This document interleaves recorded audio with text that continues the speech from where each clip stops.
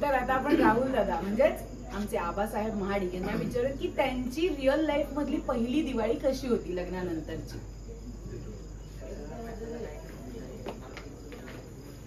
माझं लग्नच दिवाळीनंतर झालं. 2 नोव्हेंबरमध्ये लग्नाचा वाढदिवस असतो आणि 2003 साली झालं. 25 वर्ष झाली, ऑलमोस्ट 23 वर्ष झाली.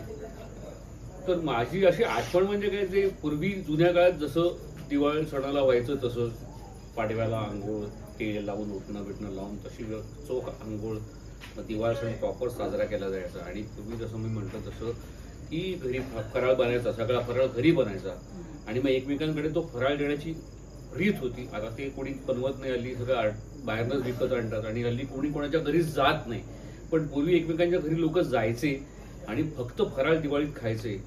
हीच एक माझी आठवण आहे. आणि मला आठवते लहानपणी आम्ही फराळ माझी आजी बनवायची आणि आम्ही विकायचो फराळ. त्यामुळे मी घरोघरी जाऊन फराळ द्यायचो किंवा फटाके विकण्याचा पण मी बिझनेस केला होता एक पॉकेटमनीसाठी लहानपणी.